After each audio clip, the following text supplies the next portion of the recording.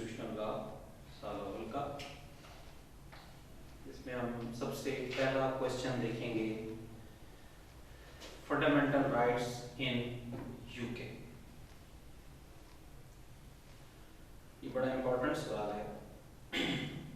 Rule of law in UK is nothing more and nothing less but to protect the fundamental rights of the people. Discuss. Fundamental rights are guaranteed under the US Constitution. Discuss. तो इसमें हम देखेंगे कि fundamental rights in UK में क्या है। बरतानवी आईन तहरीरी ना है बल्कि कवानीन के साथ साथ बुनियादी हकूक भी रिवाजात की सूरत में मौजूद हैं। अमेरिकन जो कॉन्स्टिट्यूशन है उसमें जो फंडामेंटल राइट्स हैं वो उनके कॉन्स्टिट्यूशन में मौजूद हैं, वो रिटन है।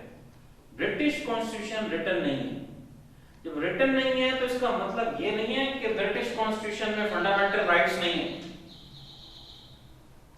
वो उनकी रिवाजात की सूरत में मौजूद है। बरतानवी आइन के तहत बुनियादी हकूक को हम इस अंदाज में नहीं देख सकते जिस तरह के तहरीरी दस्तूर में इनकी तफसील और वजाहत मौजूद होती है। इसका मतलब हरगिज ना है कि बरतानिया में अवाम को बुनियादी हकूक हासिल नहीं है। दीगर ममालिक की तरह बरतानिया में अवाम को बुनियादी हकूक हासिल हैं। लॉस्की के बकौल हर रियासत की पहचान रियासत के अवाम को हासिल शुदा हकूक से होती है। उसके किरदार के म्यार का तयन रियासत के अफराद की खुशी से परखा जाता है। कि किसी भी रियासत को मजबूत करना है तो उनकी अवाम को फंडामेंटल राइट्स होने चाहिए, बुनियादी हकूक होने चाहिए। जैसे कहता है उसके किरदार के म्यार का तयन रियासत के अफराद की खुशी पर है कि वो लोग कितने खुश हैं, कितने मुतमईन हैं। मैं समझता हूं इस इंसाफ मुहैया करना और उनके फंडामेंटल राइट्स को तस्लीम करना एक रियासत को मजबूत करने का अहम तरीका है, जरूरी तरीका है। आप देख लें वेस्ट में कि वो अपने लोगों को ज्यादा से ज्यादा कोशिश करते हैं कि हम उनको फंडामेंटल राइट्स दें ताकि वो लोग मुतमईन हों, डिनायल ऑफ राइट ना हो। किसी इदारे में जाएं, कहीं जाएं तो उनका काम हो, उनका अगर हक बनता है तो उनको मिले। जितना ज्यादा डिनायल ऑफ राइट होगा उतनी ज्यादा बेचैनी होगी और उनकी रियासत कमजोर होगी। अब हम देखते हैं कि बरतानिया में कानून की हुक्मरानी है। बरतानवी आईन में जो सबसे अहम चीज है तो यह रिवाज पर मुश्तमिल है और दूसरी अहम चीज यह है कि बरतानिया में रूल ऑफ लॉ को बड़ी अहमियत दी जाती है। Rule of law. मशहूर मुफक्किर कानून प्रोफेसर डाइसी के बकौल बरतानवी दस्तूर की अहम तरीन खूबी कानून की हाकमियत या हुकूमत है।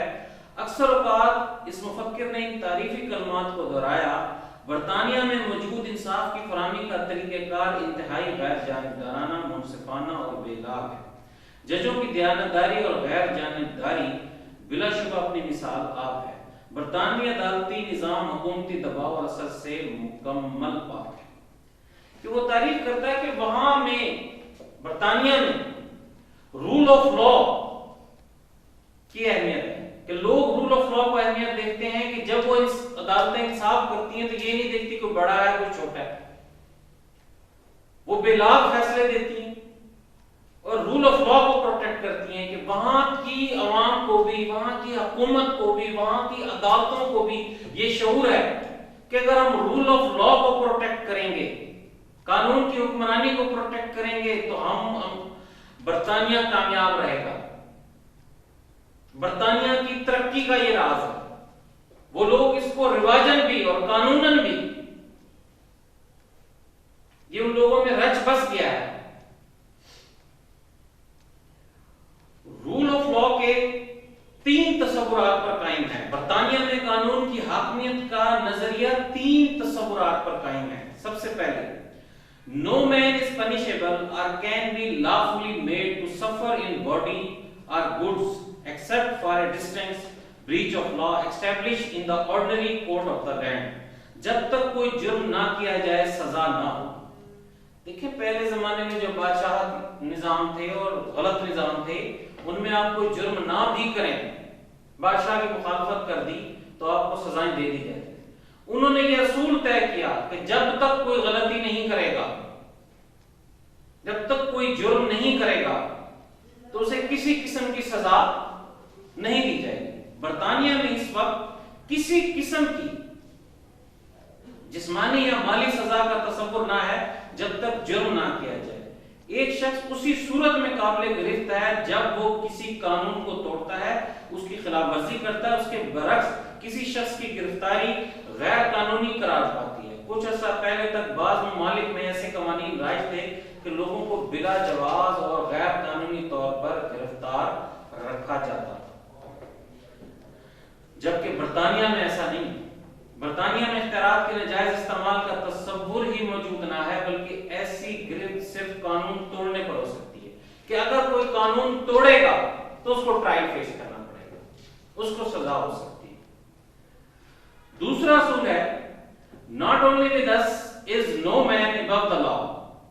کوئی شخص قانون سے برتر نہیں ہے, but here every man whatever be his rank or condition is subject to the ordinary law of the realm and amendable to the jurisdiction of the ordinary tribunal. ہر شخص قانون کی نظر میں برابر. قانون کا اطلاق ہر شخص پر یکساں ہونا چاہیے اور اس کا کسی سے کسی قسم کا امتیاز برتنا غیر قانونی تصور کیا جاتا ہے. یہی صورتحال برطانیہ میں ہے جہاں قانون ہر شخص سے بلا امتیاز رنگ و نسل, مذہب و ملت یکساں سلوک کرتا ہے. کوئی شخص کا کتنی ہی اعلیٰ شخصیت کا مالک ہو, کتنے ہی بڑے عہدے پر فائز ہو, قانون کی خلاف ورزی پر گرفت سے نہیں بچ سکتا. ملک کی اعلیٰ اور ادنا عدالتوں میں ہر شخص سے یکساں سلوک ہوتا ہے.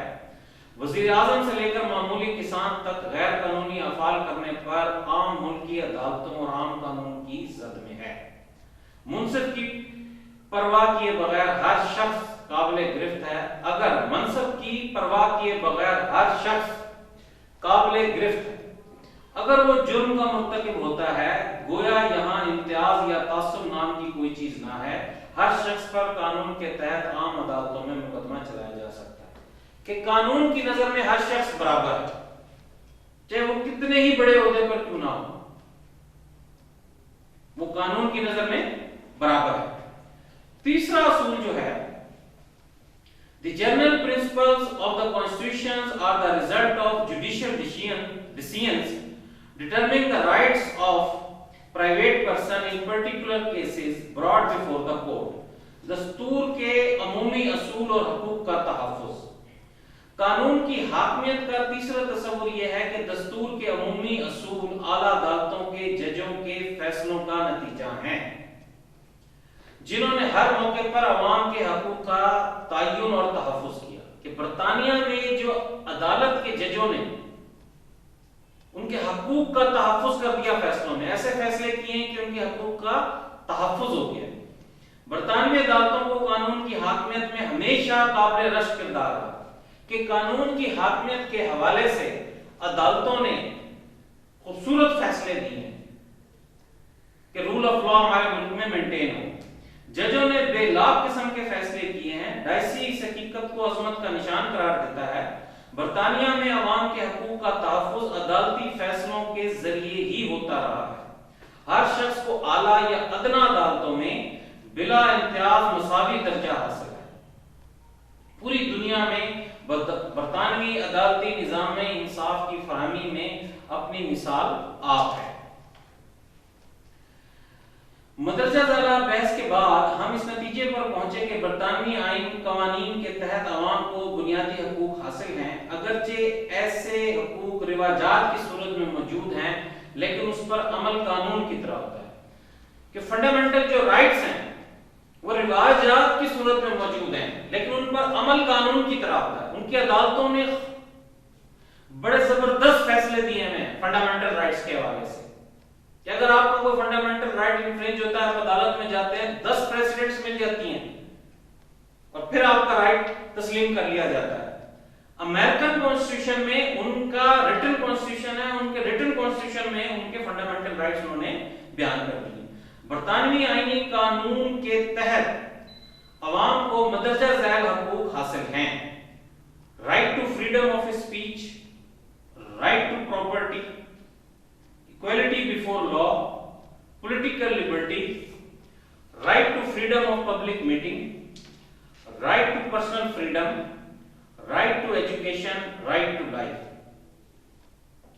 برطانیہ میں بنیادی حقوق کا دار و مدار اگرچہ رواجات پر ہے، لیکن ایسی دستاویز بھی ہیں جو برطانوی بنیادی حقوق کی پشت پر ہیں، اور ان بنیادی حقوق کا ماخذ ہیں. ان میں مندرجہ ذیل دستاویز شامل ہیں. اب برطانیہ کے جو فنڈامنٹل رائٹس ہیں ان کے پیچھے ان کے رواج بھی ہیں، لیکن ان کے کچھ جو بنیادی حقوق ہیں ان کے پیچھے بھی دستاویز ہیں. ان دستاویز سے بھی ان کے فنڈامنٹل رائٹس ڈٹرمن کیے گئے ہیں، جن میں ایک میگنا کارٹا ہے، بڑا مشہور ہوا ہے. دوسرا ہے right of petition, act of settlement, bill of right. اس میں سے ہم میگنا کارٹا پر روشنی ڈالتے ہیں کہ یہ میگنا کارٹا کیا دستاویز تھی، کیا تھا. میگنا کارٹا ایک وہ دستاویز ہے جسے 1215 عیسوی میں منظور کیا گیا. دلچسپ حقیقت یہ ہے کہ جس قدر اسے تاریخی حیثیت حاصل ہے اس قدر اسے قانونی حیثیت حاصل نہ ہے. یہ ایک قسم کی یادداشت تھی جسے برطانوی پارلیمان نے منظور کیا اور یہ آئندہ کے لیے رہنما اصول کی حیثیت اختیار کر گیا. جیسے ہمارے ملک میں کانسٹیٹیوشن نہیں تھا تو قرارداد مقاصد آبجیکٹیو ریزولوشن تھی، اس سے ہم نے کافی حد تک اپنے کانسٹیٹیوشن میں رہنمائی لی ہے. برطانوی آئین کے ماخذات میں میگنا کارٹا کو بہت اہم مقام حاصل ہے کہ برطانوی آئین کے یہ ماخذ میں سے ایک ماخذ ہے. یہ دستاویز برطانیہ میں آئینی حکومت کی طرف ایک اہم پیش رفت قرار دیا جاتا ہے. اس قانونی دستاویز کی بات سیکھیں آج بھی برطانوی قانونی کتب میں موجود ہیں. اس دستاویز کے چند امور درج ذیل ہیں کہ اس دستاویز میں کیا تھا کہ چرچ کلیسا کو آزاد کیا جائے گا. نمبر 2، آزادی اور رسم و رواجات سے ہر شخص بہرہ مند ہوگا، ایکول رائٹس. کہ رواجات جو ہیں مخصوص لوگوں کو فائدہ نہیں دیا جائے گا بلکہ تمام لوگ اس سے بہرہ مند ہوں گے ایک رواج سے یا آزادی سے. غیر منصفانہ محصولات کا نفاذ نہیں کیا جا سکے گا. یہ جو جبر کا نظام ہوتا ہے اس میں غیر قانونی طور پر لوگوں سے جبر کے ذریعے پیسے لیے جاتے ہیں، ان سے جبری طور پر پیسہ لیا جاتا ہے. تو یہ بھی فنڈامنٹل رائٹ ہے کہ غیر قانونی محصولات کا نفاذ نہیں کیا جائے گا. بعد میں عدالتوں نے اگر حکومتوں نے غلط ٹیکس لگائے ہیں تو ان کو فنڈامنٹل رائٹ سے متصادم قرار دے کے ختم بھی کیا. ہر شخص کو اس کے ملک اور قانون کے مطابق سزا دی جائے گی، کہ ہر شخص کو اس کے ملک اور قانون کے مطابق سزا دی جائے گی. انصاف کی فراہمی کو یقینی بنایا جائے گا. انصاف کی فراہمی سب کے لیے ہوگی. کسی کو غیر قانونی حراست میں نہیں رکھا جائے گا. یہ بہت بڑا پوائنٹ ہے ہیبیس کارپس کا جو کانسیپٹ ہے کہ غیر قانونی طور پہ آپ کسی کو گرفتار نہیں کر سکتے. ہر شخص کو منصفانہ فوجداری کارروائی کا حق حاصل ہوگا کہ ہر شخص، یہ جو بادشاہ کا نظام ہوتا ہے یا بادشاہی نظام ہوتا ہے اس میں مخصوص لوگوں کو مخصوص اختیارات ہوتے ہیں. تو یہاں کہہ رہے ہیں کہ ہر شخص کو منصفانہ فوجداری کارروائی کا حق حاصل ہوگا. جیوری کے ذریعے مقدمات کی سماعت کا فیصلہ کیا جائے گا. غیر قانونی حراست کے خلاف رٹ کا آغاز اسی میگنا کارٹا سے ہوا. دراصل میگنا کارٹا مختلف طبقات کی طرف سے شکایت کر، یہ ہمارے ملک میں بھی رٹ کا کانسیپٹ ہے. آئین کے آرٹیکل 199 میں 5 قسم کی رٹس بیان کی گئی ہیں، تو جن میں مشہور ہیں ہیبیس کارپس ہے جو اس میں بیان کی گئی ہے کہ کسی کو غیر قانونی طور پر حراست میں نہیں رکھا جا سکتا. اور دوسری رٹ ہے ششراری. اس میں یہ ہے کہ کوئی بھی حکومت کا آرڈر ہے اس کو دیکھا جا سکتا ہے کہ یہ قانونی طور پر ٹھیک ہے یا غلط ہے. تیسری رٹ آف پروبیشن. کہ کسی کام سے کسی کو روکنا ہو تو ریٹ آف پروہیبیشن کی جاتی ہے. ریٹ آف مینڈیمس, مینڈیٹ کہ ایک حکومتی اتھارٹی کے اختیار میں ایک کام کرنا ہے, اگر وہ نہیں کرتی تو اس کے خلاف ریٹ آف مینڈیمس کی جاتی ہے. ایک ہے ریٹ آف کوورنٹو, کہ کوئی شخص رولز کے مطابق, اگر رولز میں لکھا ہوا ہے کہ ایم اے پاس شخص کو یہ عہدہ ملنا چاہیے اور میٹرک پاس کو بٹھا دیا جاتا ہے, تو کوئی بھی شخص ریٹ آف کوورنٹو کے ذریعے اس کو اس عہدے سے ہٹا دیتا. ہمارے ملک میں بھی ریٹ آف کوورنٹو کے ذریعے بڑی بڑی اتھارٹیز کو جو غلط غیر قانونی رولز کے اگینسٹ ان کو عہدے دیے گئے ان کو ختم کر. تو یہ جو ریٹ کا کانسیپٹ ہے یہ 1215 میں میگنا کارٹا کے ذریعے آیا. اس میں بیان کیا گیا کہ کسی کو, یہ ہیبیس کارپس کا جو کنسپٹ ہے, کسی کو غیر قانونی حراست میں نہیں رکھا جائے گا. دوسرا جو ہے مسودہ حقوق, بل آف رائٹ. برطانیہ میں بادشاہت اور پارلیمان کے اختیارات کے حوالے سے ہونے والی کشمکش 1688 میں کامیاب انقلاب پر ختم ہوئی. کہ بادشاہ اور عوام کے درمیان جو کشمکش تھی وہ 1688 میں ختم ہوئی. ایسے وقت جیمز دوئم برطانیہ جبکہ جیمز ہفتم اسکاٹ لینڈ کا بادشاہ تھا. ان ریاستوں کی پارلیمان نے پارلیمان کے اختیارات, عوام کے حقوق اور بادشاہ کی حیثیت کے بارے میں جو سفارشات منظور کی تھیں بالآخر اس انقلاب کے بعد 1689 میں منظور کر لی گئی. برطانیہ کے دارالعمرہ ہاؤس آف لارڈ اور چارلس دوم نے بھی اس کی منظوری دے دی. حقوق کا بل آف رائٹس, عوام کے حقوق کا, اگر دیکھا جائے تو یہ عوام کے رائٹس انفرینج تھے جو یہ بل منظور ہوا. حقوق کا بل مسودہ حقوق بنیادی طور پر برطانوی سیاسی نظام کے لیے چند بنیادی اصول کی حیثیت رکھتا ہے. تاہم اس سے ایک طرف بادشاہ کے اختیارات کم ہوئے اور پارلیمان کے اختیارات میں اضافہ ہوا. مسودہ حقوق میں جو سفارشات موجود تھیں ان کی مختصراً تفصیل درج ذیل ہے.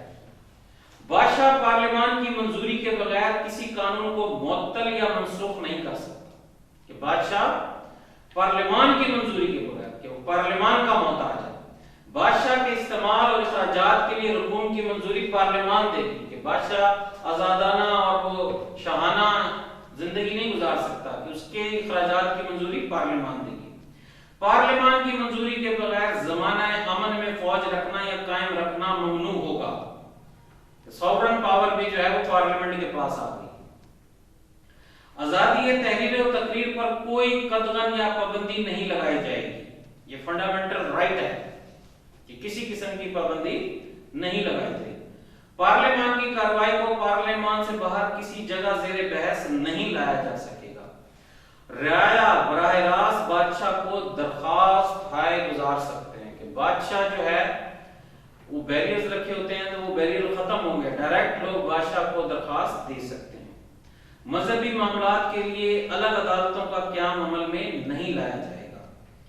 قبل ازیں اختیارات کے حوالے سے قوانین کو نظر انداز کرنے کا فعل غیر قانونی قرار پایا. انتہائی سخت اور ظالمانہ قسم کی سزائیں نہیں دی جائیں گی. جبر کو قائم رکھنے کے لیے جو سزائیں بنائی گئی تھی وہ نہیں دی جائیں گی. جوری اپنی آراء کا اظہار کرنے میں آزاد ہوگی. پارلیمان کسی بھی مذہب کو سرکاری مذہب قرار دینے سے باز رہے. شخصی حقوق کا احترام کیا جائے گا, یہ بھی فنڈامنٹل رائٹ ہے. فوجداری معاملات میں اصلاحات پر عمل ہوگا. مسودہ حقوق بل آف رائٹس بیسیکلی بادشاہ سے تمام اختیارات لینے کا یہ بل ہے. مسودہ حقوق کے ذریعے بادشاہ کے اختیارات کو کم کیا گیا. پارلیمان اور بادشاہ کی طرف سے اس کی منظوری ایک عظیم مرحلہ تھا. اس کی حیثیت آئین کے بنیادی اصولوں کی سی تھی. ان میں سے اکثر اصول آج بھی برطانوی آئین کا حصہ ہیں. اب ہم دیکھتے ہیں فنڈامنٹل رائٹس. میں فنڈامنٹل رائٹس کے بارے میں کہا کرتا ہوں کہ غلامی سے آزادی کا سفر. اگر ہم ان کو الٹ دیکھیں تو کسی بھی جبر کے معاشرے میں یہ سب کچھ موجود ہوگا, اور اگر ایک سویلائز معاشرہ ہوگا تو اس میں یہ سب چیز نہیں ہوگی. سب سے پہلے ہم دیکھتے ہیں آزادی تقریر کا حق. Right to speech of freedom. کسی کنگ یا بادشاہ کے خلاف آپ اسپیچ نہیں کر سکتے, اس پر تنقید نہیں کر سکتے. آزادی تقریر کے حق میں آزادی تحریر کا حق بھی شامل ہے۔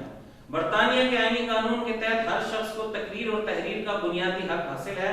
آزادی تحریر اور تقریر کے حق کی بنیاد کوئی تحریر یا دستاویز نہ ہے بلکہ اس کا تعلق شخصی حقوق سے ہے۔ اس حق کے تابع برطانیہ میں پریس کو مکمل آزادی ہے، کوئی بھی اخبار جاری کرنے کے لیے کسی اجازت نامے کی ضرورت ہے۔ جمہوریت بنیادی طور پہ اختلاف رائے کو مینیج کرنا، ہر کسی کی رائے کو لینا، اور میجورٹی از اتھارٹی، کہ تاکہ کریشن ہو۔ اگر آپ جبر کا ماحول رکھیں گے تو کوئی اپنی رائے کا اظہار نہیں کر سکے گا، تو وہ مخصوص قسم کی جو سوچ ہے وہی پرویل کرے گی۔ تو برطانیہ میں اخبار نکالنے کے لیے باقاعدہ اجازت کی بھی ضرورت نہیں ہے، کہ تاکہ یہ کس لیے دیا ہے، اس سے حکمرانوں کی اصلاح بھی ہوتی ہے، اس سے ایک فیڈ بیک بھی آتا ہے۔ ہر شخص تقریر یا تحریر کی صورت میں اپنے جذبات اور خیالات کا اظہار آزادانہ کر سکتا ہے۔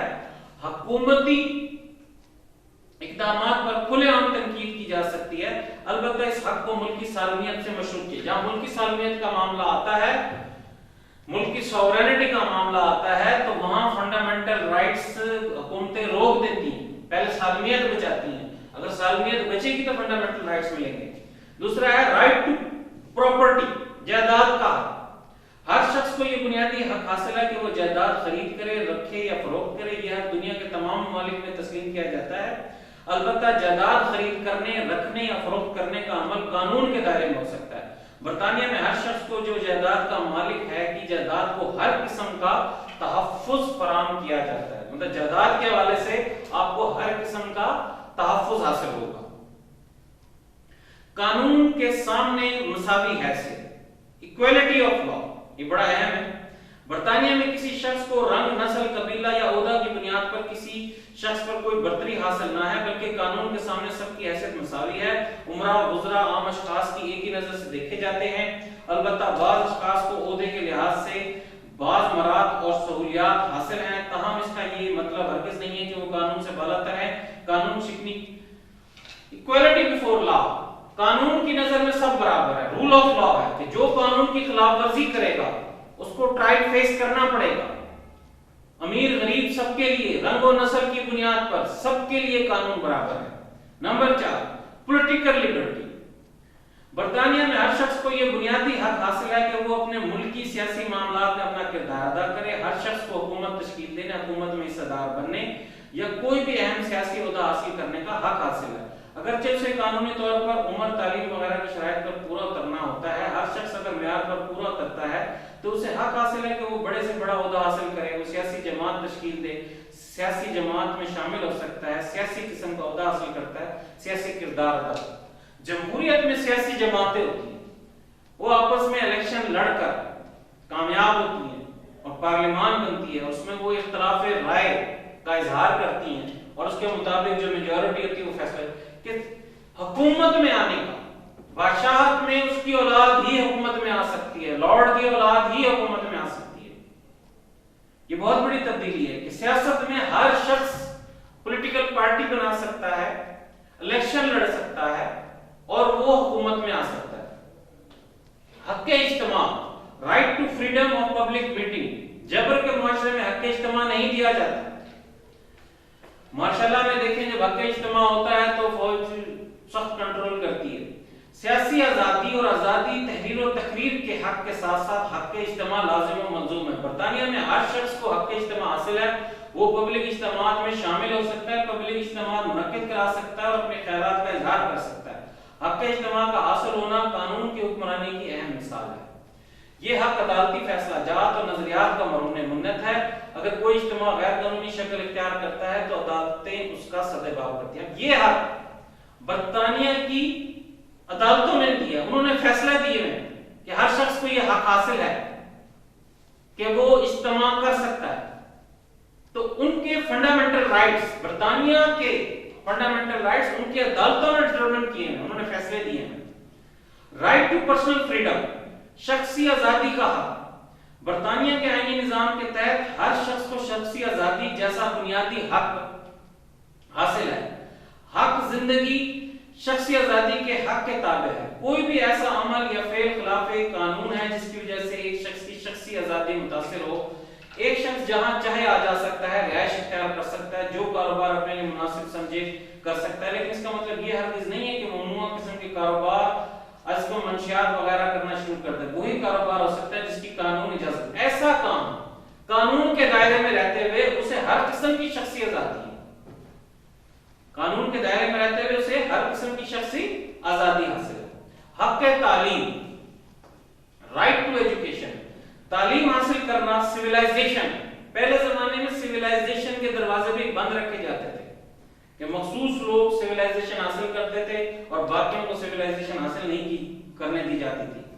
تعلیم حاصل کرنا ہر شخص کا بنیادی حق ہے، یہ حق اسے بلا امتیاز رنگ و نسل حاصل ہے۔ برطانیہ میں ہر شخص کو یہ بنیادی حق حاصل ہے کہ وہ جہاں چاہے جس ادارے میں چاہے تعلیم حاصل کرتا ہے، نہ صرف اندرون ملک بلکہ بیرون ملک اسے تعلیم حاصل کرنے کا حق حاصل ہے۔ ایک شخص کو اچھا شہری بنانے کے لیے تعلیم ضروری ہے، لہذا ریاست کی طرف سے تعلیم کی سہولیات فراہم کرنا اس کا بنیادی فرض ہے اور ہر شخص کا بنیادی حق ہے۔ تعلیم کو ان کا بنیادی حق قرار دیا گیا ہے اور سویلائزیشن کی تعلیم حاصل کرنے کی کسی پر پابندی نہیں ہے۔ کوئی ادارہ یہ کہے کہ آپ کی رنگ یہ ہے، آپ کا نسل یہ ہے، آپ کا مذہب یہ ہے، اس بنیاد پر کوئی داخلے سے نہیں روک سکتا۔ حق زندگی، رائٹ ٹو لائف، ہر شخص کی زندگی اس کا قیمتی سرمایہ، دنیا میں ہر ملک کے دستور میں حق زندگی کو تسلیم کیا گیا ہے۔ ایک شخص کی زندگی کا تحفظ کرنا ریاست کا بنیادی فرض ہے۔ برطانیہ کے سیاسی نظام میں بلا شبہ اس بنیادی حق کو تسلیم کیا گیا، بلا وجہ اور قانون سے بالا تر ہو کر کسی شخص کی زندگی کو ختم نہیں کیا جا سکتا۔ اگر کسی شخص کی زندگی کو کسی شخص سے خطرہ ہے تو قانون اس کا تحفظ کرتا ہے اور مرتکب کو کیفر کردار تک پہنچاتا ہے۔ مطلب قانون ان کو مطلب ان کی زندگی کی حفاظت کرتا ہے، قانون ان کا تحفظ دیتا ہے کہ کسی حد تک ان کو کہ اگر ان کی زندگی کو خطرہ ہے تو جو ملک کا سسٹم ہے اس کے تحت اس کو تحفظ دیا جاتا ہے۔ اب ہم اپنے نیکسٹ کوسچن کی طرف چلتے ہیں۔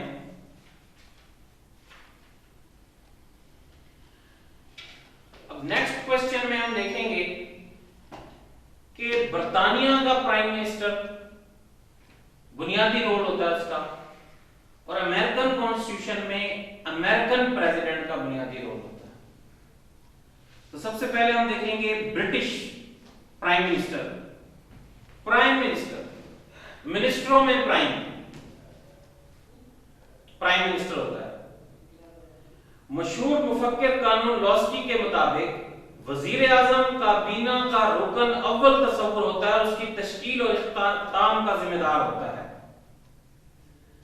وزیر اعظم سورج ہے، مفکرین کہتے ہیں وزیر اعظم سورج ہے جس کے گرد سیارے گھومتے ہیں۔ پروفیسر منرو وزیر اعظم کو ریاستی جہاز کا کپتان قرار دیتا ہے۔ وزیر اعظم انتخاب میں اکثریت حاصل کرنے والی پارٹی کا قائد ہوتا ہے۔ بادشاہ اسے حکومت بنانے کی دعوت دیتا ہے۔ برطانیہ میں یہ بھی رواجی قانون ہے کہ یہ بھی رواج ہے ان کا کہ جو زیادہ اکثریت حاصل کرتی ہے اس پارٹی کو دعوت دی جاتی ہے کہ وہ اپنا پرائم منسٹر کے لیے آئے، کہ بادشاہ لازماً اکثریتی پارٹی کے قائد کو حکومت بنانے کی دعوت دینا ہوتی ہے، خواہ وہ اسے ذاتی طور پر ناپسند ہی کیوں نہ ہو۔ برطانوی وزیر اعظم گلیڈسٹون 4 مرتبہ وزیر اعظم بنا، حالانکہ ملکہ اسے ناپسند کرتی تھی۔ رواج ہی کے مطابق وزیر اعظم کا تعلق ہاؤس آف کامن سے ہوتا ہے۔ چند وزرائے اعظم دارالعمرہ سے بھی آئے، لیکن اب ایسا نہیں ہوتا۔ وزیر اعظم انتہائی مدبر، قابل، ذہین اور موقع شناس ہوتا ہے، جاذب نظر شخصیت کا مالک ہوتا ہے، لوگ اسے اس کی شخصیت کی وجہ سے پسند کرتے ہیں، وہ ایک اچھا مقرر ہوتا ہے، وہ رائے عامہ کو سمجھنے اور جانچنے کی صلاحیت رکھتا ہے، بہترین قسم کا منتظم ہوتا ہے۔ وزیر اعظم انتظامی سربراہ ہوتا ہے، اس کے لیے ایک اچھا منتظم ہونا ضروری ہوتا ہے۔ رمزے میور وزیر اعظم کے اختیارات کے بارے میں لکھتا ہے، ایک شخص جسے اس قدر اختیارات حاصل ہیں وہ دنیا میں کسی آئینی حکمران کو حاصل نہ ہیں، حتیٰ کہ امریکی صدر کو بھی نہیں۔ کہ برطانیہ کے جو وزیر اعظم ہے اس کو اتنے اختیارات حاصل ہیں۔ وزیر اعظم برطانیہ کے چیدہ اختیارات درج ذیل ہیں۔ کہ اس کے اختیارات کیا ہیں. برطانیہ کے وزیر اعظم کو تو اتنے اختیارات ہیں، اگر پارلیمان قانون منظور کر دے، وہ پارلیمان سے قانون منظور کرا لے تو بادشاہ کی ڈیتھ کا قانون بھی منظور کرا سکتا ہے.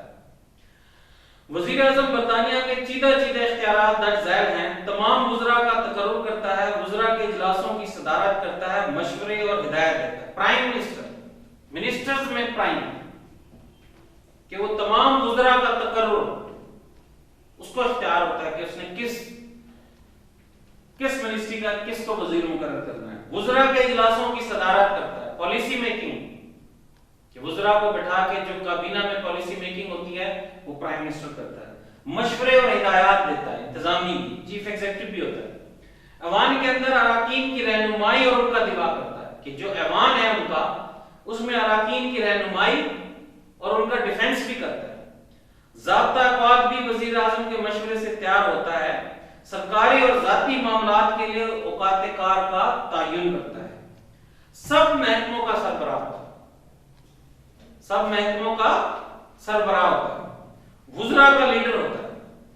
تمام محکموں کی نگرانی کرتا ہے. انتظامی امور کا ذمہ دار ہوتا ہے. خارجہ پالیسی کی تشکیل وزیر اعظم ہی کرتا ہے. خارجہ پالیسی بڑی اہم ہوتی ہے. اپنی ہدایت کے مطابق اس پر عمل کرتا ہے. بیرونی ممالک کے سفیروں سے ملتا ہے. بیرونی ممالک کے سفیروں سے ملتا ہے. وزیر اعظم زیر نگرانی حکومت کے وزراء اعظم سے براہ راست رابطہ رکھتا ہے، کہ دوسری حکومتوں کے وزراء اعظم سے بھی کوارڈینیشن یہی کرتا ہے. کابینہ اور بادشاہ کے درمیان معاملات وزیر اعظم کے ذریعے ہی طے پاتے ہیں. بات چیت بھی وزیر اعظم کی معرفتی ہوتی ہے، کہ بادشاہ، برٹش کانسٹیٹیوشن میں بادشاہ اور وزیر اعظم کے درمیان کوارڈینیشن میں بھی بنیادی کردار پرائم منسٹر کا ہوتا ہے. ملکی انتظامیہ کا سربراہ ہوتا ہے. ملک میں انتظام کی ذمہ داری اسی کی ہوتی ہے، کہ ملک میں جتنا بھی انتظام ہے وہ پرائم منسٹر کرتا ہے. ملکی دفاعی کمیٹی اور مشاورتی کونسل کی تشکیل وزیر اعظم ہی کرتا ہے. دفاعی کمیٹی بڑی اہم کمیٹی ہوتی ہے. مشاورتی کونسل کی تشکیل بھی وزیر اعظم کرتا ہے. کابینہ کے فیصلوں پر عمل درآمد کے سلسلے میں اقدامات، کہ کابینہ جو فیصلے کرتی ہے ان کے عمل درآمد کا جائزہ بھی وزیر اعظم لیتا ہے، پرائم منسٹر لیتا ہے. کابینہ سیکریٹریٹ کی نگرانی وزیر اعظم ہی کرتا ہے. بیسیکلی جو تمام اختیارات جو بادشاہ کے پاس تھے وہ ہاؤس آف کامن کے پاس آئے. ہاؤس آف کامن کا تو سربراہ پارلیمانی طور پہ پرائم منسٹر ہی ہوتا ہے. وزیر اعظم کو حکومت کا ایک بنیادی حیثیت حاصل ہوتی ہے. اس کی حیثیت کا اندازہ اس سمجھ سے لگایا جا سکتا ہے کہ وہ کابینہ کے مشورے پر پارلیمان کو برخاست کرنے کے لیے بادشاہ کو کہہ سکتا ہے، کہ اس پارلیمان کو بھی برخاست کر سکتا ہے. وزیر اعظم کی علیحدگی سے، خواہ ایسی علیحدگی موت کی وجہ سے کیوں نہ ہو، پوری کابینہ کو علیحدہ ہونا پڑتا ہے. کہ اگر وزیر اعظم مر جائے تو پوری کابینہ کو علیحدہ ہونا پڑتا ہے، ڈیتھ ہو جائے تو. وزیر اعظم کے بارے میں صحیح کہا جاتا ہے کہ وہ سورج ہے جس کے گرد سیارے گھومتے ہیں. وزیر اعظم کو وسیع مالی مواد، سرکاری رہائش اور دیگر ہر قسم کی سہولیات حاصل ہوتی ہیں. بہت امیر ملک ہے برطانیہ. 10 ڈاؤن اسٹریٹ میں رہتا ہے. مراد ملی ہوتی ہیں تو گھر وغیرہ ملا ہوتا ہے سرکاری طور پہ، لیکن بہت بڑا گھر نہیں ہوتا. اب ہم دیکھتے ہیں method of election of U S president, کہ یو ایس کا جو پریزیڈنٹ ہے وہ کیا ہے. Explain the process of election of U S president as given in the U S constitution. How is the President of the United States of America elected? Explain the difference in theory and practice regarding the election of the President. What is the position regarding his re-eligibility? How is he impeached? How President in USA is elected in theory and practice? Describe the method of electing the American President. What are his judicial powers? اب جو برطانیہ کا constitution ہے اس میں prime minister کا بنیادی role ہے، اور جو امریکہ کا کانسٹیٹیوشن ہے اس میں بنیادی رول پریزیڈنٹ کا ہے. کہ امریکہ میں صدارتی نظام ہے اور برطانیہ میں پارلیمانی نظام ہے. امریکہ میں چونکہ صدارتی طرز حکومت رائج ہے، صدر ہی انتظامیہ کا سربراہ ہوتا ہے، صدر کا انتخاب آئین میں موجود طریقہ کار کے مطابق ہوتا ہے، آئین ہی کے مطابق صدر کو انتظامی اختیارات حاصل ہوتے ہیں۔ امریکی صدر اکثر مرکزی ریاستوں سے منتخب ہو کر آتے ہیں۔ طویل سیاسی تجربہ امریکہ کا صدر منتخب ہونے کے لیے موضوع ضرور ہوتا ہے لیکن لازمی نہیں۔ امریکہ کے سابق صدر ولسن امریکی صدر کے بارے میں کہتے ہیں، یہ ایسا شخص ہوتا ہے جو ساری قوم کی آواز کو مفہوم بخشتا ہے، وہ جو کچھ سمجھتا ہے دوسرا کوئی نہیں سمجھ سکتا، وہ مشترکہ صداؤں کا مشترکہ فہیم ہوتا ہے، صرف ایک ایسا شخص ہی ایک عظیم آزاد اور جمہوری اقدار کی حامل قوم کی رہبری کر سکتا ہے۔ امریکہ میں بنیادی طور پر 52 ریاستیں ہیں، تو وہ اپنے ملک کو یونائٹ رکھنے کے لیے ان 52 ریاستوں کو ہر معاملے میں انگیج کرتے ہیں، ان کا طریقہ کار ہے۔ امریکہ کا مستقل یا پیدائشی شہری ہی امریکہ کا صدر منتخب ہو سکتا ہے۔ صدر کے لیے عمر کی حد 35 سال ہے اور میعاد صدارت 4 سال ہے۔ اگر صدر انتخاب کے بعد انتقال کر جائے تو بقایا مدت نائب صدر پوری کرتا ہے، اگر وہ بھی چل بسے تو بقیہ مدت اسپیکر پوری کرتا ہے۔ 1951 سے پہلے ایک صدر کئی بار منتخب ہو سکتا تھا، حتیٰ کہ صدر روزویلٹ 4 بار امریکہ کا صدر بنا، لیکن 1951 میں آئین میں ترمیم کر دی گئی۔ امریکہ میں ترمیم بہت مشکل ہوتی ہے، ترمیم کر دی گئی جس کے بعد ایک شخص صرف 2 بار صدر بن گیا۔ کیوں کیا گیا انہوں نے؟ کہ اپنے انسٹیٹیوشنز کو ڈیولپ کرنے کے لیے کہ مخصوص لوگ 2 دفعہ صدر بن سکتے ہیں، تاکہ نئے لوگ آئیں، اس نظام کو چلائیں، مونوپولی نہ ہو، ایبسولوٹ پاور نہ ہو۔ امریکہ نے یہ ترمیم کی کہ ان کے ادارے مضبوط ہوں۔ پروسیجر ٹو الیکٹ، طریقہ انتخاب۔ ابتدائی دور میں صدر کا انتخاب بالواسطہ ہوتا تھا۔ امریکی ریاستوں کے ممبران سینٹ اور ایوان نمائندگان اپنی تعداد کے برابر منتخب کنندگان مقرر کرتے تھے جو صدر کا انتخاب کرتے تھے، لیکن یہ نظام پیچیدہ ثابت ہوا۔ 1800 میں جب ووٹ صدارت کے لیے دونوں امیدواروں کے درمیان برابر تقسیم ہو گئے تو معاملہ پیچیدہ ہو گیا۔ اگرچہ ایوان نمائندگان کے ذریعے اسے حل کر لیا گیا، ہاؤس آف ریپرزینٹیٹیو کے ذریعے، لیکن مستقل بنیادوں پر اس کا حل نکالنے کے لیے 1804 میں طریقہ کار بدل دیا گیا۔ اب صدارتی انتخاب بلا واسطہ ہوتے ہیں۔ عوام انتخابات میں انتخابی اراکین کو چنتے ہیں اور یہ اراکین اپنی اپنی حمایت کے صدارتی امیدوار کو ووٹ دیتے ہیں۔ جو امیدوار زیادہ ووٹ حاصل کرتا ہے صدر منتخب ہو جاتا ہے۔ صدارتی انتخاب ہر 4 سال بعد اور لیپ کے سال میں 4 نومبر کو ہوتا ہے۔ سیاسی میدان میں صدارتی مقابلہ امریکہ میں سب سے بڑا مقابلہ تصور کیا جاتا ہے۔ سب سے بڑا مقابلہ اس لیے تصور کیا جاتا ہے کہ امریکہ میں صدر بہت زیادہ اس کے پاس پاورز ہوتی ہیں، لیکن اس پر چیکس اینڈ بیلنس بھی ہوتے ہیں۔ اختیارات و فرائض، پاور اینڈ فنکشنز۔ پروفیسر لاسکی امریکہ کے صدر کے اختیارات اور فرائض پر تبصرہ کرتے ہوئے لکھتا ہے، کوئی ایسا دیگر بین الاقوامی ادارہ موجود ہی نہ ہے جس سے امریکی صدر کا صحیح موازنہ کیا جا سکے۔ امریکی صدر بادشاہ کے اختیارات بھی رکھتا ہے اور اسے وزیر اعظم کے اختیارات بھی حاصل ہیں۔ امریکی صدر کے اختیارات اور فرائض کو ہم انتظامی، قانونی، عدالتی اختیارات و فرائض میں تقسیم کر سکتے ہیں۔ ان کی تفصیل درج ذیل ہے کہ امریکہ کے جو صدر کے اختیارات ہیں انہوں نے 3 حصوں میں تقسیم کیا ہے کہ انتظامی اختیار کیا ہے، لیجسلیٹو کا اختیار کیا ہے اور جوڈیشل اختیار کیا ہے۔ انتظامیہ سے متعلق یہ اختیار ہوگا۔ بیسیکلی امریکی صدر منتخب ہوتا ہے تو انتظامیہ کا سربراہ ہوتا ہے۔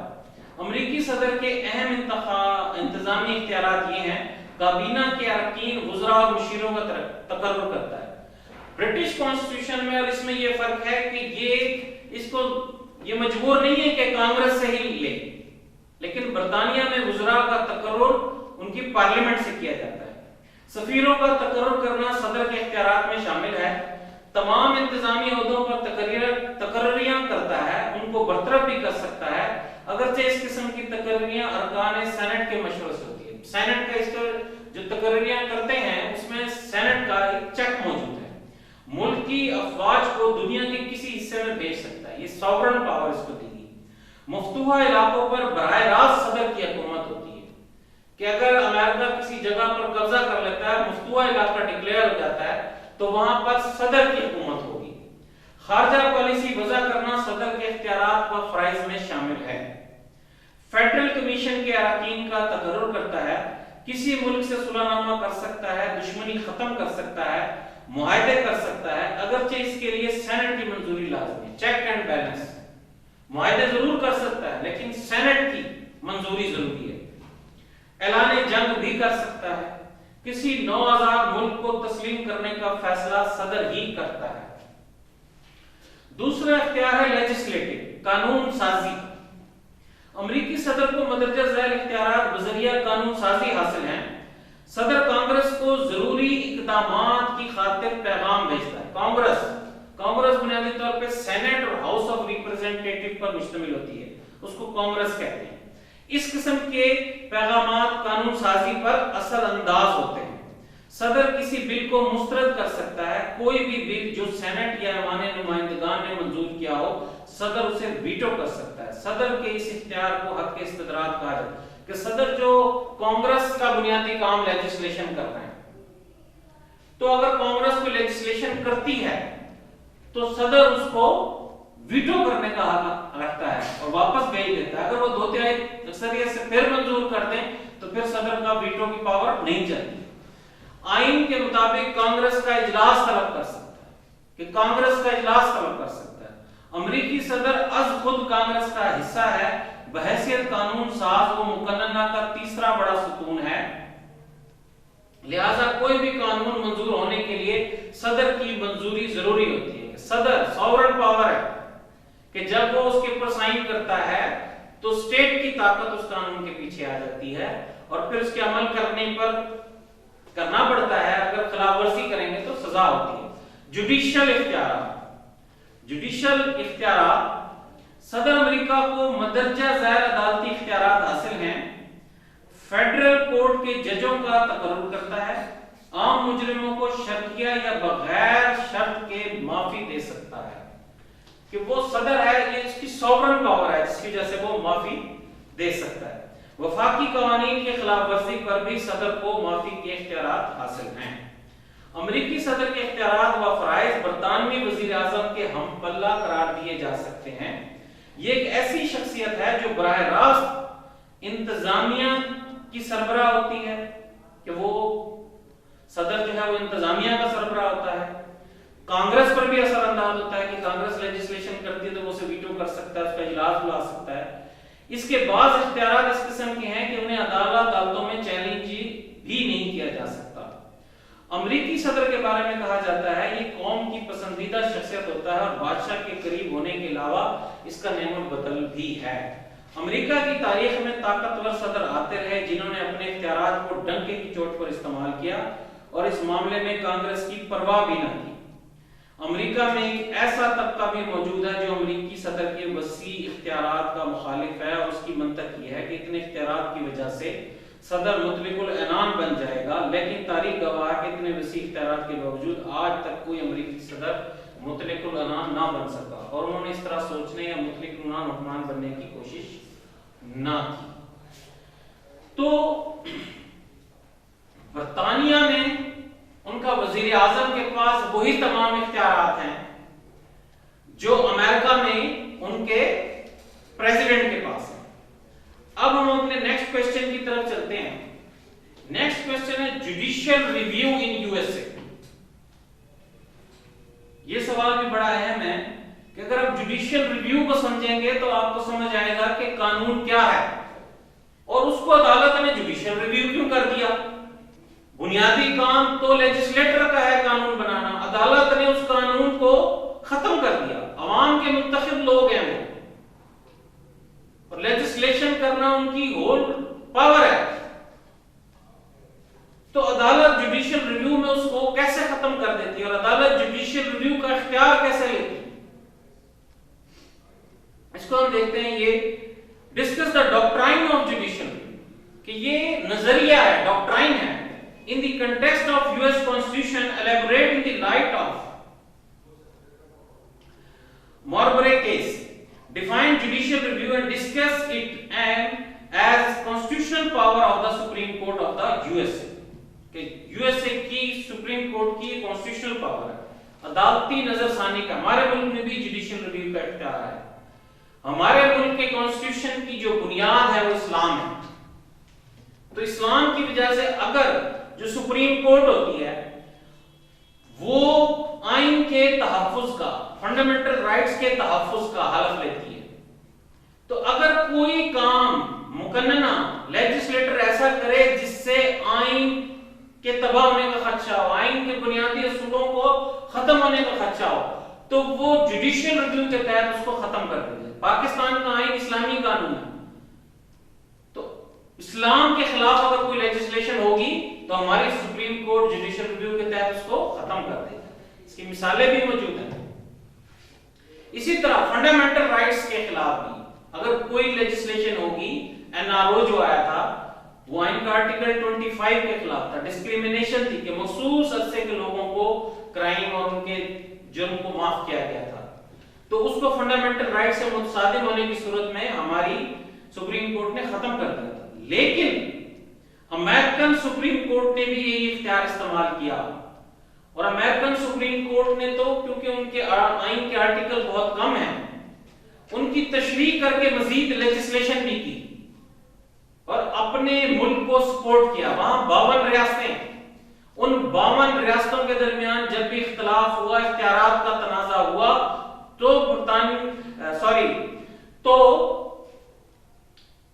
यूएसए की सुप्रीम कोर्ट ने इख्तियारात के हवाले से वफाक को सपोर्ट किया ताकि मुल्क मजबूत हो। जहां वफाक को इख्तियारात की जरूरत थी वहां पर यूएसए की सुप्रीम कोर्ट ने ऐसे फैसले दिए जिससे वफाक मजबूत हुआ। अदालती नजरसानी के असूल को अमेरिकी सुप्रीम कोर्ट के इख्तियारात के हवाले से देखा और पहचाना जाता है। अमेरिकी आईनी निजाम को मुस्तहकम करने और बुनियादी हकूक का तहफ्फुज करने के लिए अमेरिकी सुप्रीम कोर्ट ने शानदार, काबिल फख्र और अजीम किरदार अदा किया। अमेरिकी सुप्रीम कोर्ट के बारे में माहिर कानून लॉर्ड ब्राइस ने कहा था, अमेरिकी हुकूमत के किसी पहलू ने यूरोपीय जहन में इस कदर जज्बा और जिद्दोजहद पैदा नहीं की, ना ही इस कदर किसी मसले पर बहस हुई, ना ही उसे इस कदर गलत समझा गया, ना ही उसकी इस कदर तारीफ हुई जितनी सुप्रीम कोर्ट के फराइज और उन उमूर की गई कि सुप्रीम कोर्ट दस्तूर के तहफ्फुज के लिए सरअंजाम देता है। कि सुप्रीम कोर्ट ने अमेरिका की सुप्रीम कोर्ट ने इतना अच्छा काम किया कि उसने हर मौके पर अपने मुल्क के मफाद को मुकद्दम रखते हुए कॉन्स्टिट्यूशन की दुरुस्त इंटरप्रिटेशन की। लॉर्ड ब्राइस ने बिल्कुल सही कहा था, शायद उसने इन ख्यालात का इजहार अदालती नजरसानी के असूलों को सामने रखकर ही किया है। अदालती नजरसानी को इस मायने और मफहूम में लिया जाता है कि अदालतों को यह इख्तियार हासिल है कि वो इस अमल पर नजर रखें कि कोई कानून जो कांग्रेस ने मंजूर किया हो, किसी रियासती असेंबली ने मंजूर किया हो, कोई भी कायदा या ज़ाब्ता जो कानून का दर्जा रखता हो, कहीं आइन से मुतसादिद तो ना है या बुनियादी हकूक के बरक्स तो ना है, मफाद आमा या किसी के जाती मफाद के खिलाफ तो ना है, कि कोई भी कानून जो है वो बुनियादी हकूक के खिलाफ तो नहीं है, पब्लिक इंटरेस्ट के खिलाफ तो नहीं है। अमेरिका के कानूनी निजाम के बारे में तो यहां तक कहा जाता है कि कानून जज ही बनाते हैं और उन्हें बनाना चाहिए। कानून की जो तशरीह है वो इस तरह करनी कि उसमें कोई असूल वज़ा हो जाए तो उस कानून को हम कहते हैं कि ये कानून जज ने बनाया। अदालती नजीर सानी के असूल का इतलाक सिर्फ और सिर्फ मौजूदा कानून पर नहीं बल्कि ये इस्तिलाह काफी वसी है और मदरजा ज़ैल अमूर अदालती नजरसानी में आते हैं कि अमेरिका की सुप्रीम कोर्ट ने उनकी किसी रियासत ने अगर कोई ऐसा कानून बनाया कि जो आइन से मुतसादिम हो, जो फंडामेंटल राइट से मुतसादिम हो, जो पब्लिक इंटरेस्ट से मुतसादिम हो, उसको सुप्रीम कोर्ट ने खत्म किया, अपने मुल्क को मजबूत किया। उसमें कौन कौन से आते हैं?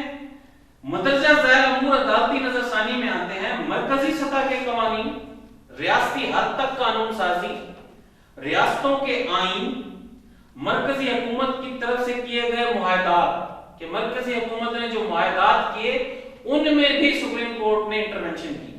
مرکزی انتظامیہ کے احکامات، ریاستی انتظامیہ کے احکامات، ہمیں دیکھنا یہ ہے کہ امریکی سپریم کورٹ کو عدالتی نظر ثانی کا اختیار آئین کے تحت حاصل ہے یا نہیں. ایسا ہرگز نہ ہے.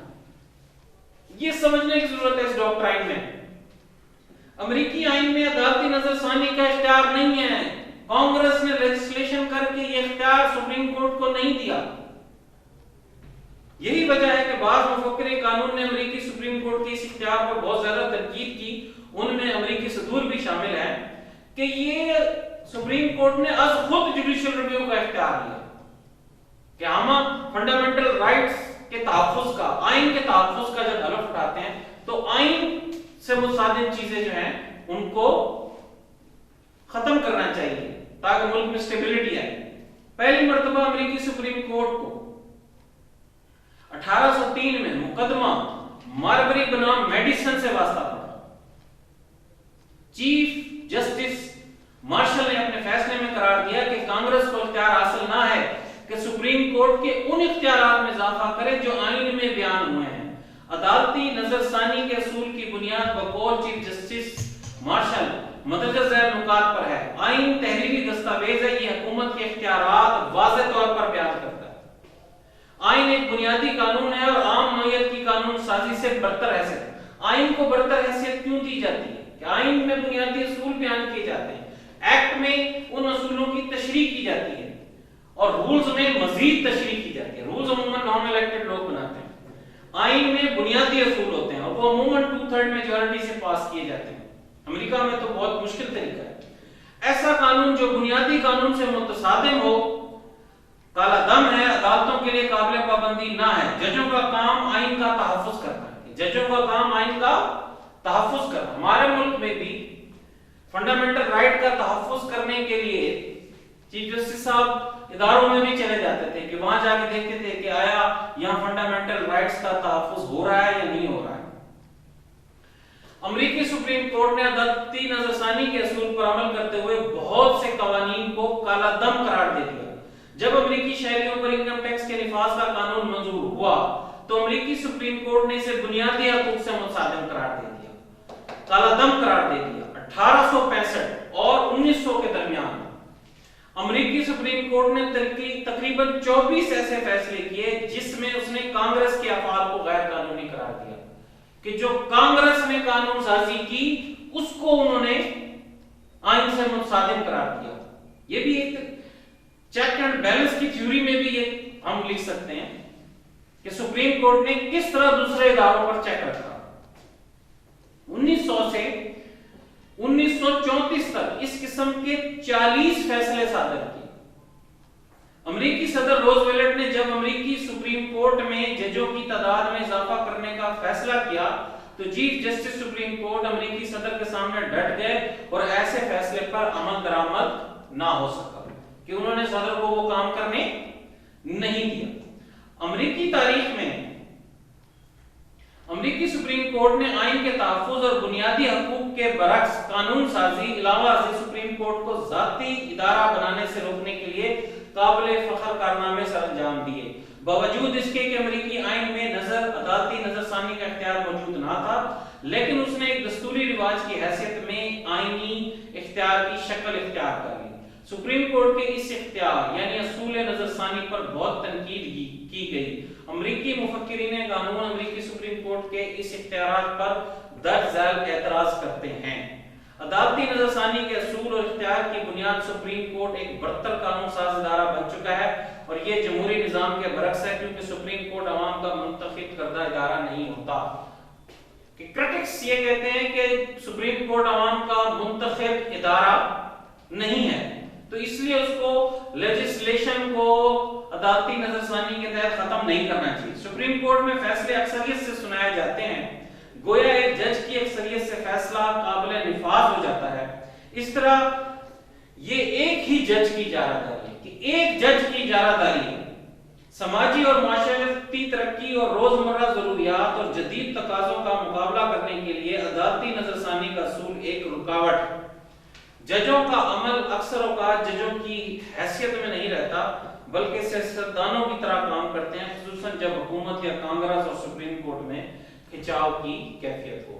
तो जुडिशियल रिव्यू का जो इख्तियार है वो उसके तहत सुप्रीम कोर्ट, यूएसए की सुप्रीम कोर्ट ने कांग्रेस को भी और सदर को भी उनकी हदूद में रखा और उन्होंने कोई भी ऐसा काम जो उनके आईन से मुतसादिफ हो वो काम उन्हें नहीं करने दिया। तो ये जुडिशियल रिव्यू का इख्तियार वो खुद उन्होंने लिया, ये कोई कांग्रेस ने लेजिस्लेशन करके इनको इख्तियार नहीं दिया, ये इख्तियार इन्होंने खुद लिया कि हमने अमेरिकन कॉन्स्टिट्यूशन के बुनियादी असूलों का तहफ्फुज करना है और उन तहफ्फुज में फंडामेंटल राइट्स भी आते हैं और पब्लिक इंटरेस्ट भी आता है। तो इन्होंने उसका सोचकर तो ये 1800 कुछ में देखें कि अमेरिकी सुप्रीम कोर्ट ने अपने मुल्क को मजबूत करने में, अपने मुल्क के इंटरेस्ट को देखने में ये किरदार अदा किया। तो आज हमने